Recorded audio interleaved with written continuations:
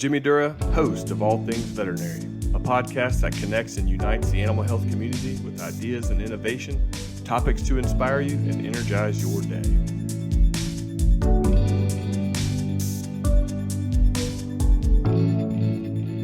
Hello and welcome to another episode of the All Things Veterinary Podcast. Today, we will be joined by our guest, Chris Fluke. Chris, welcome to the show. Thank you for coming on. And if you'll just tell us a little bit about yourself and your background, that'd be great. Yeah, thanks for having me. I appreciate the opportunity to join the podcast. I've been with Patterson and servicing veterinary medical equipment for 12 and a half years now. So before that, I used to work on just x-ray equipment. Had no idea the complexity and all of the nuances of veterinary medical care. So I've learned a lot during the last 12 and a half years being with Patterson and had a great opportunity to service some of the best customers in the world.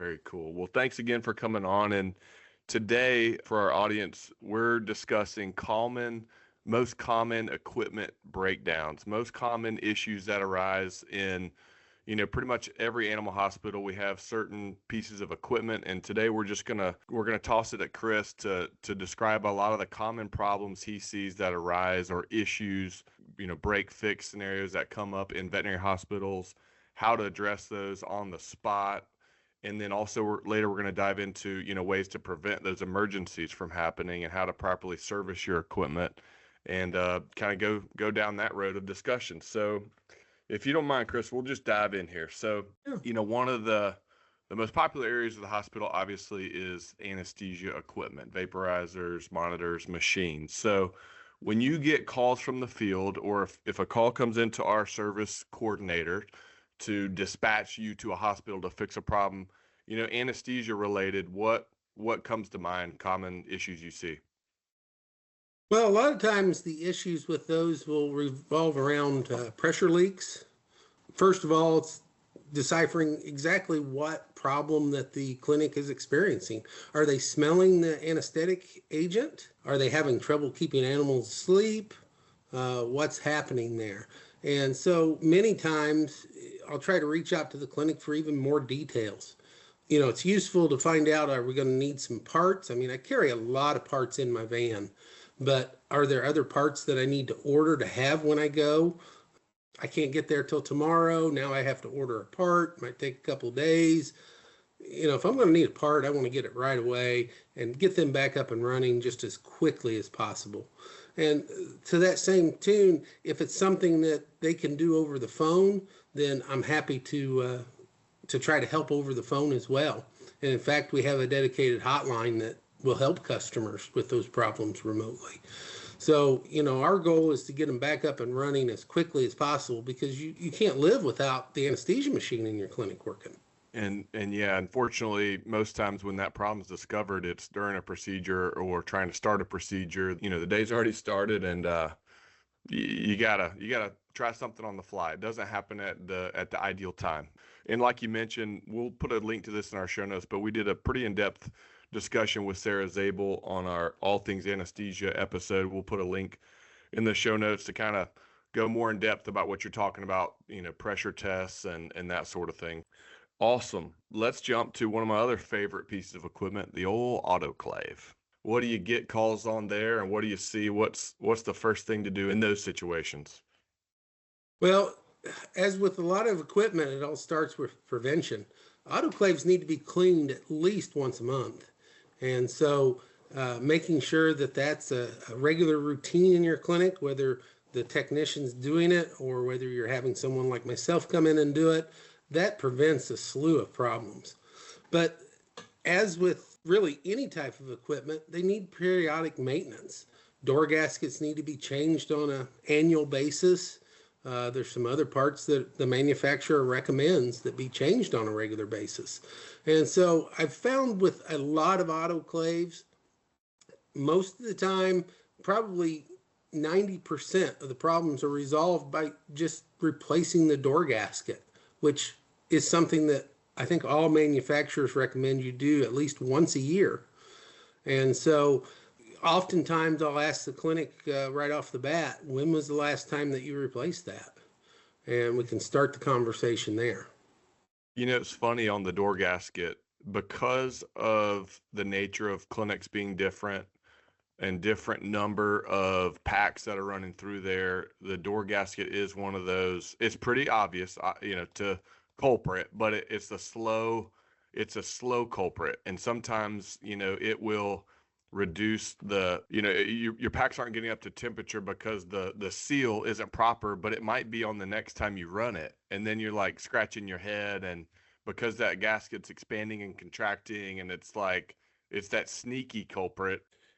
All right, let's jump into your old background, the X-ray machine and processor, if you will. What kind of problems you see arise in that arena?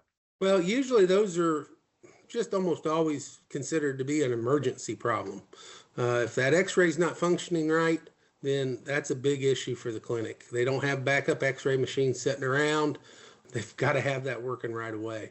So we try to give an immediate response to get in there and look at it. It could be things as simple as the collimator bulb has went out, so now they don't have the aiming light. To the machine just doesn't function is usually what we're getting feedback from the clinic. And so we've got to go in and troubleshoot and figure out what's going on. I've had some cases that were as simple as there was a cat cage setting on the foot pedal when they tried to turn it on. Gave them an error and they didn't realize that there was something heavy setting on that foot pedal, to all the way to, major component has failed in the x-ray. But it takes a good bit of diagnostic and troubleshooting to figure out exactly what's happening there and what we need to do to resolve the problem. No doubt.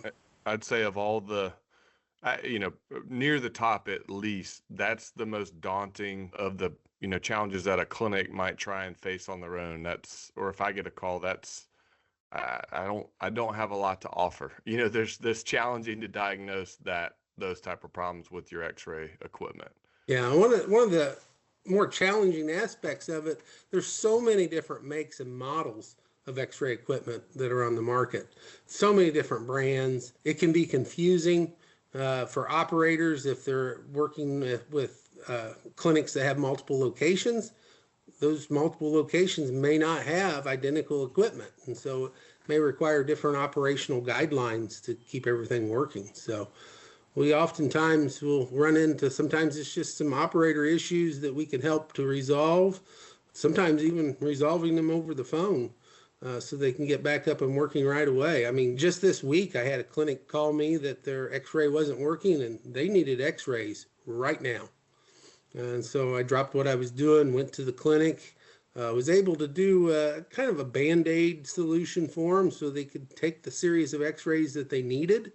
And once they got the images they needed, I was able to really dig into the equipment to make the repair to it. So saving the day. Well, it's just working with them so that they can get the things they need to be successful. Yeah. Nice. Okay, I'd say also near the top of issues of veterinary equipment are, dental machines, scalers, polishers, high-speed equipment. What are some common issues you see in that area? Well, again, a lot of it falls back to that preventive maintenance, keeping the equipment clean, keeping it lubricated, keeping everything operational. They need to make sure they're doing the daily and even weekly maintenance along with the yearly maintenance that's recommended on those. Some clinics don't realize how important it is that those dental handpieces need to be lubricated on a daily, sometimes multiple times a day, depending on how many procedures they're doing.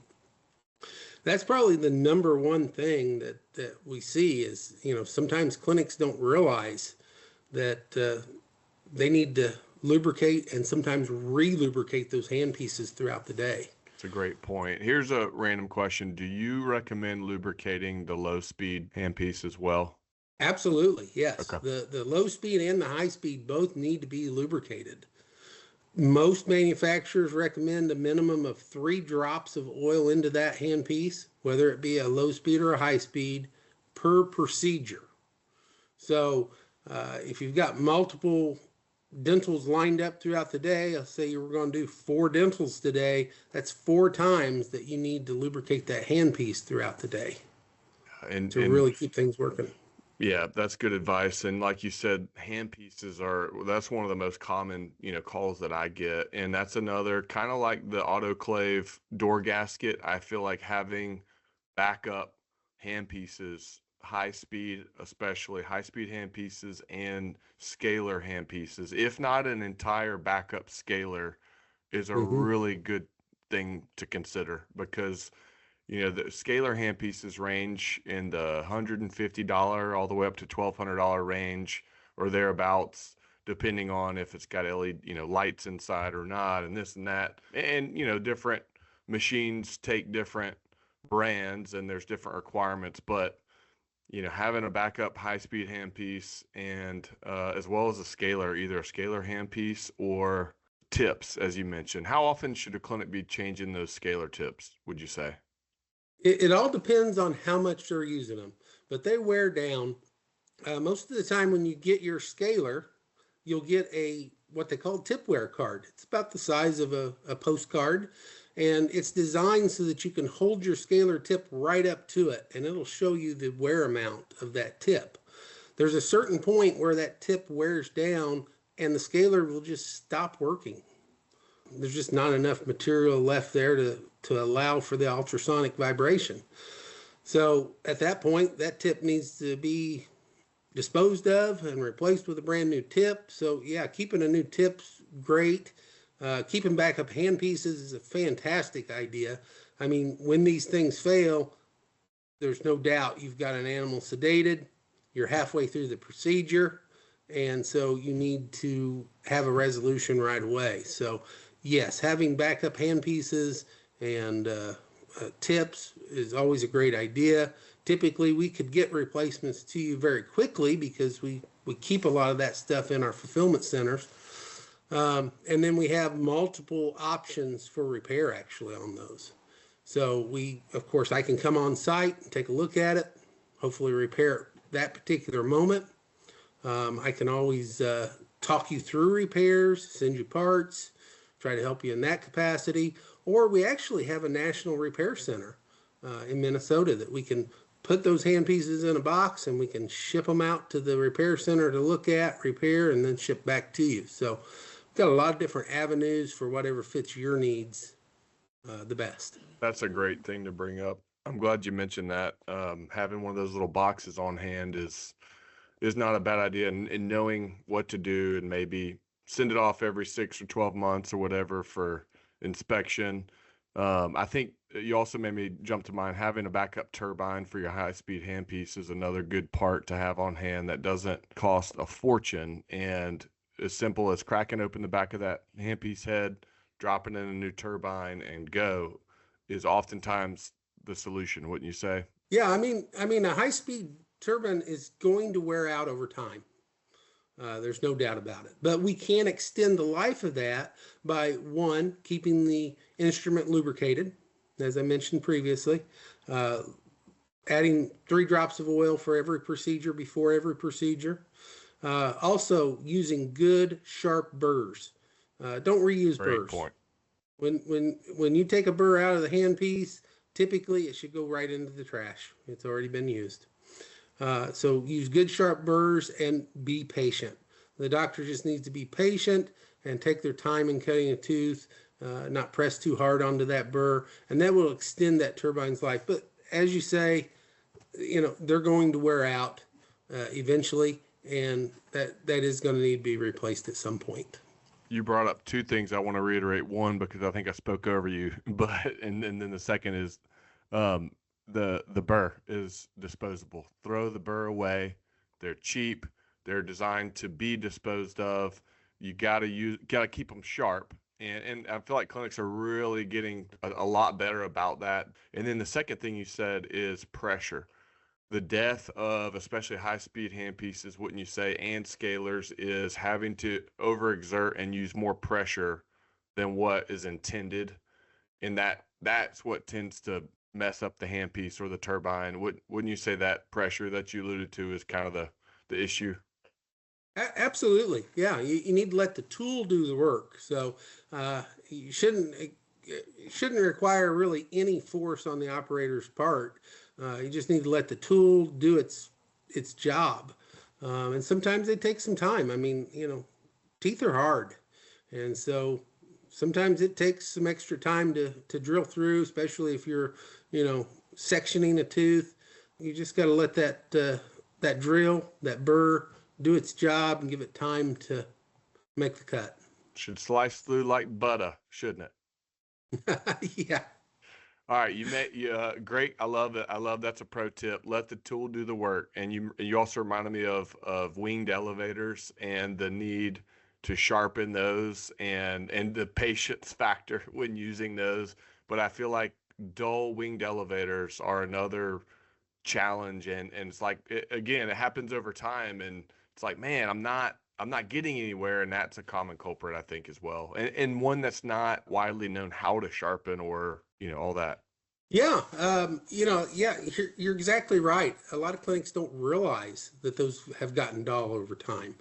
And so it's possible to sharpen them in the clinic. I love that. Would you say that's probably, like, everything depends on usage, but at least an annual thing to consider, dropping a lot of those parts that you mentioned and instruments in a box, ship it out, get them sharpened, start the year off fresh, like an annual thing? Or Absolute minimum. I mean, and yeah. like you said, it depends on usage. A really busy clinic that's doing a lot of dentals, you may have to do it, twice a year or maybe even quarterly, depending on the amount of usage that those get. Yeah. Here's one that sometimes goes a little unnoticed: piece of equipment, lights, exam lights, surgical lights. You get calls on that front? Oh, all the time.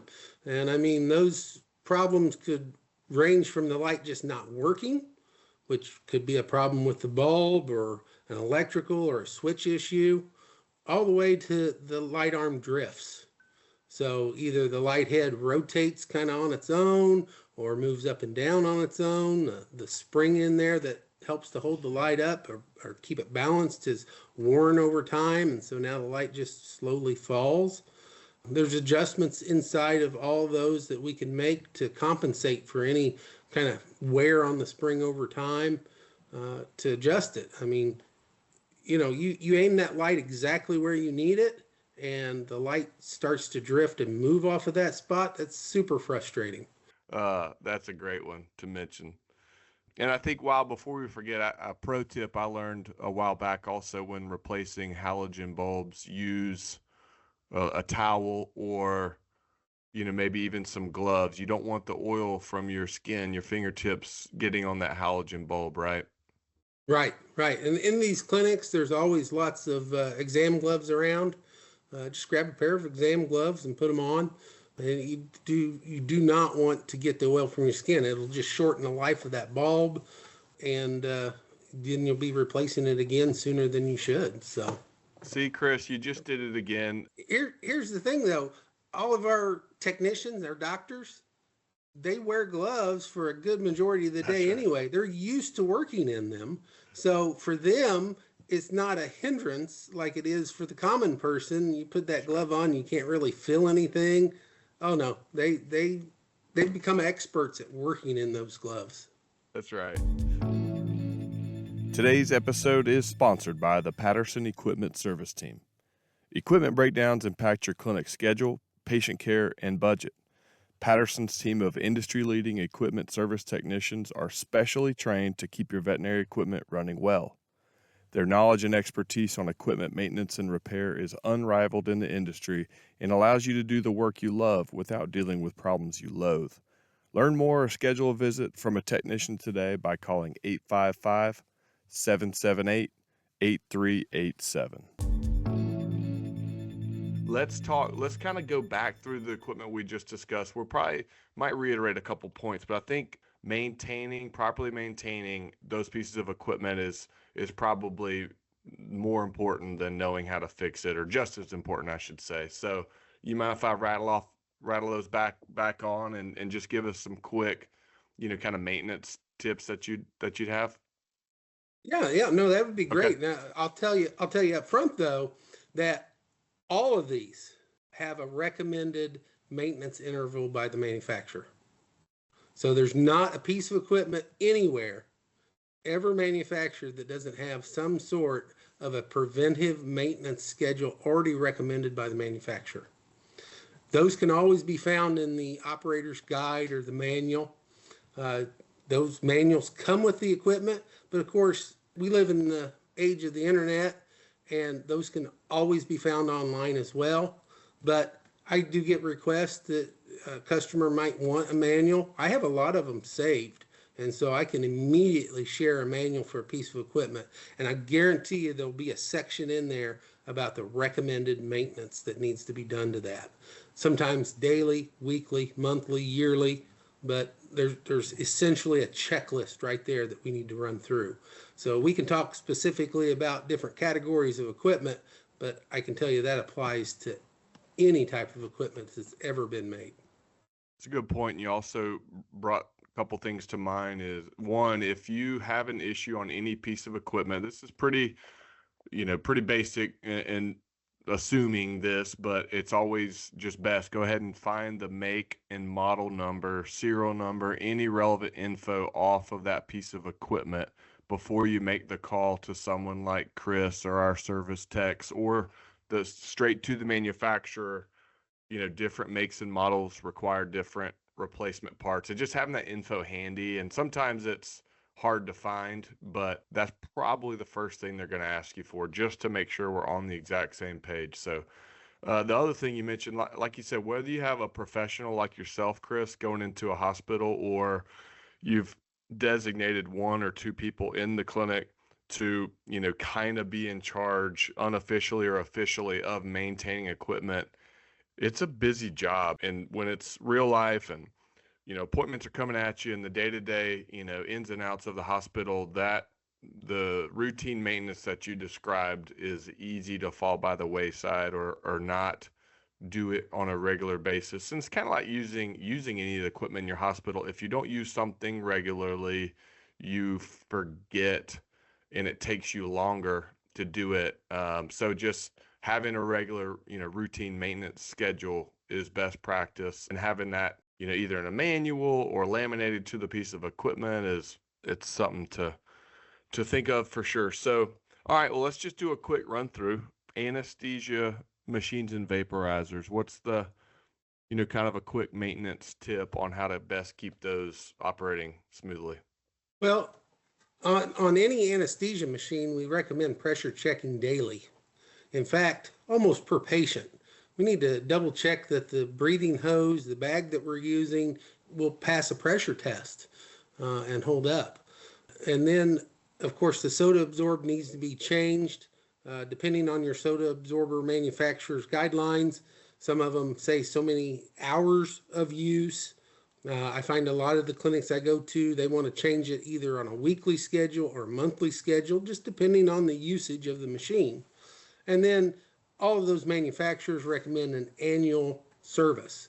And it seems like they all have an annual service kit that includes all the gaskets, O-rings, any kind of seals in the machine that would just get replaced from a preventive standpoint. And of course, the vaporizers, I'm sure that as they've talked about during a previous podcast, those vaporizers should be serviced either yearly, or we have a model now out that is every 2 years to replace the internal components of that vaporizer to keep them up and working. So those are very important things to look at that directly impact patient care. Also will have financial impacts, revenue impacts to the clinic to keep those things working. If we can keep those up and running, we can avoid the breakdowns and not run into those emergency problems of it not working when we need it most. That's great advice. And I think I agree with you 100%. Per patient leak test is best practice. And a lot of times, different patients, different weight ranges, and you're using different length breathing circuit, different size liter bag, and also having backups of those items, which are inexpensive as well. Just like you would a trach tube or anything else, those are good to have on hand because it's not uncommon to get a hole in one of those. So that's great advice. Okay, this autoclave, you alluded to this earlier. what do you do to regularly maintain an autoclave? Well, they need to be cleaned at least monthly. Now, in some of my clinics where I see some really heavy usage, we've actually switched them to a schedule to clean their autoclaves every week so that they can keep it in tip-top shape. But it's at a bare minimum. It needs to be cleaned once a month. The door gasket, door springs, sometimes there's some air valves. The manufacturer recommends yearly be replaced so that we can keep things in tip-top shape. There's a lot of care that needs to be done there. So the clinic needs to touch that at least once a month to do the cleaning. But I would say it would be best to have a professional come in and look at it at least once a year Okay. to make sure it's operating properly. What kind of materials and how do you clean out the inside of those autoclaves? Well, it's going to depend from manufacturer to manufacturer, but most have their own brand of autoclave cleaner, and they'll have specific instructions. Generally, you'll put the cleaner into the chamber and run a cycle. At the end of that, you'll drain all the water out, wipe out the chamber, refill it with distilled water, and run a rinse cycle to get all the cleaner residue, any additional dirt that it's gotten loose, get that out, drain that, and then refill it with clean distilled water. And so to back up then even on a daily basis, we need to make sure that we have an appropriate amount of distilled water in there. One of the things that'll destroy an autoclave the fastest is when you decide to just try to use filtered water. We need to use pure distilled water or reverse osmosis water in these autoclaves to keep those contaminants out of it to begin with. Great point to bring up, and I feel like I'm seeing this, and I've been recommending this for the last few years. But Jorgensen sells one. There's manufacturers that sell in clinic water distiller devices. I know that's not a news flash, but I'm seeing them. I see where that makes a lot more sense versus running to your local Sam's Club or Costco or wherever you go to pick up gallons of it. On the autoclave again, the door gaskets, do you recommend remove those and wipe those down well, both the gasket and where it sits, or do you like to leave those stationary? I would leave them in the door and just wipe them down in the door. Okay. Those are great tips. Thank you, Chris. Okay, X-ray. Is there anything the clinic can do to kind of maintain X-ray, or what do you do when you go and maintain X-ray equipment? Well, we have an electronic performance evaluation routine that we can run on X-ray equipment, both full body and dental. We'll go in and we'll actually test the output of the machine. We're looking at not only that the output is correct to your settings, but that it's consistent. More so than being accurate, the consistency is the biggest factor that gives you consistent images. So we can run that electronic performance evaluation, generate a report that shows exactly what the output was, how much it varies from one exposure to the other. And we could even then compare that year over year going forward to make sure that things haven't changed.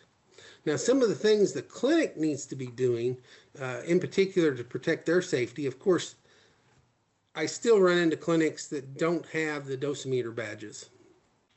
I mean, we need to carry those. That's just from an OSHA standpoint, protection of our employees, to have a measurable amount of exposure that they have to X-ray.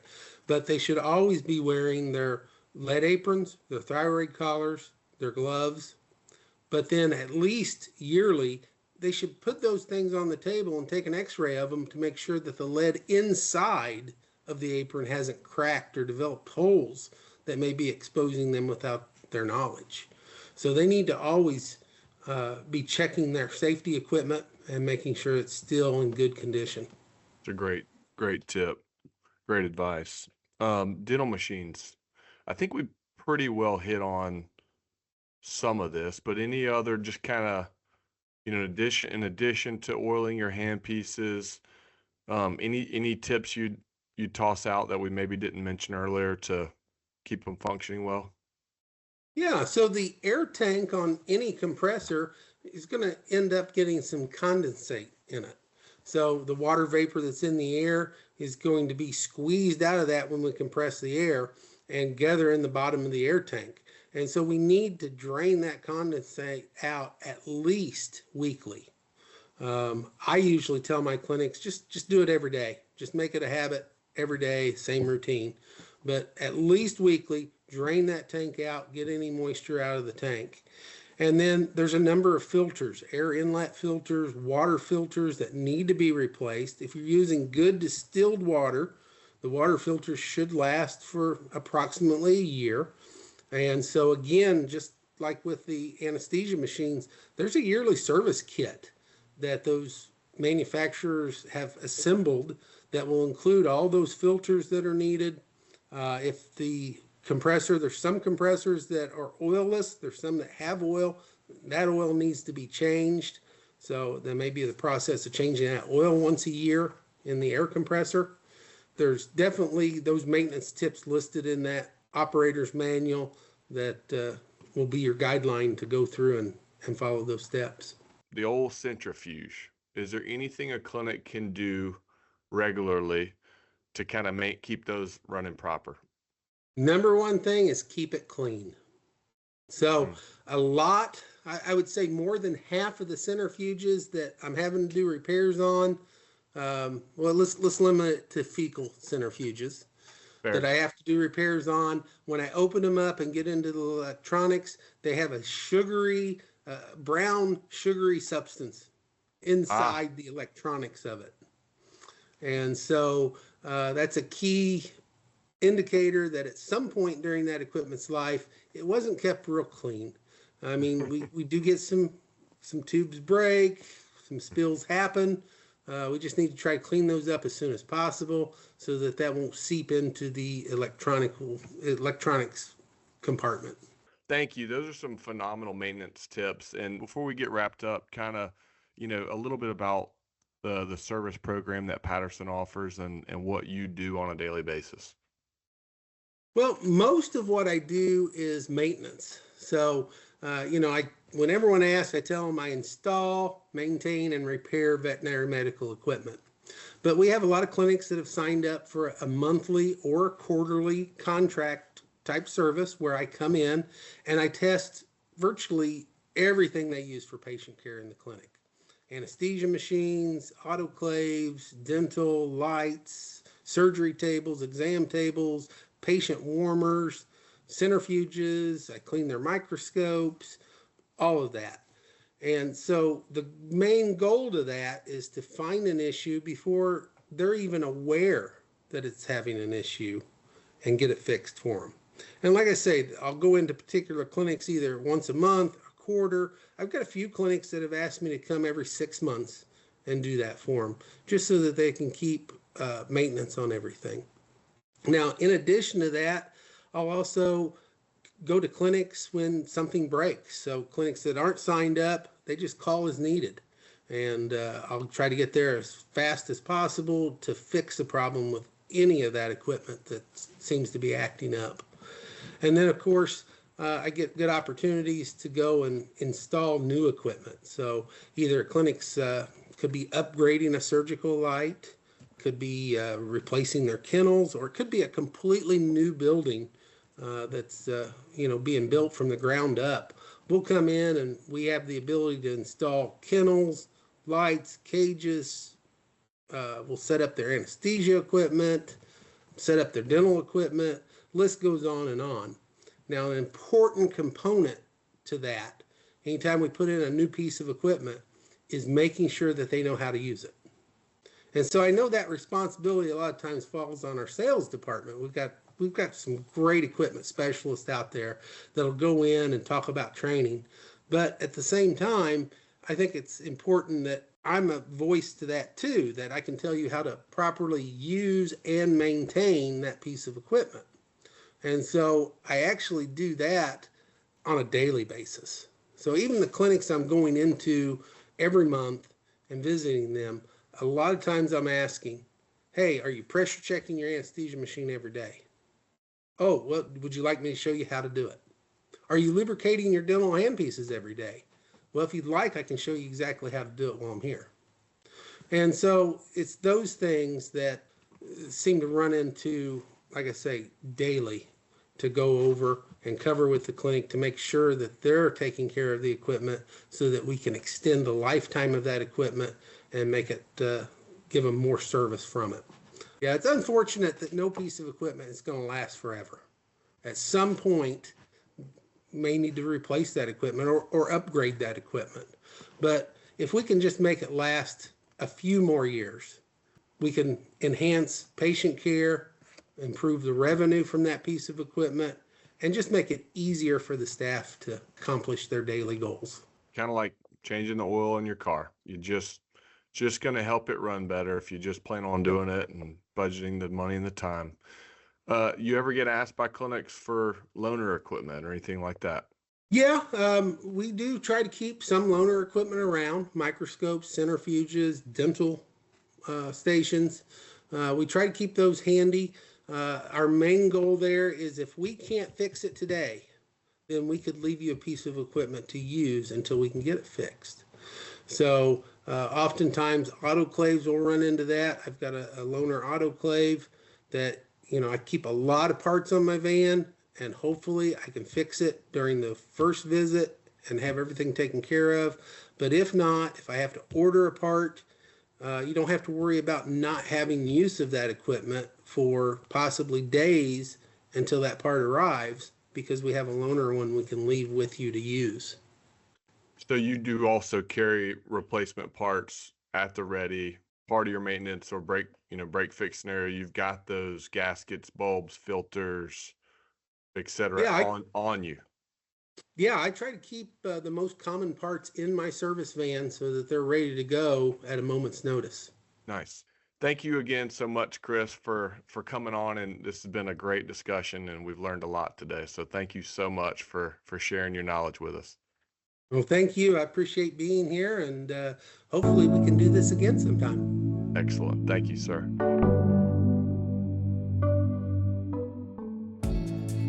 Thank you for listening. Join us for more ideas and inspiration on the next All Things Veterinary podcast.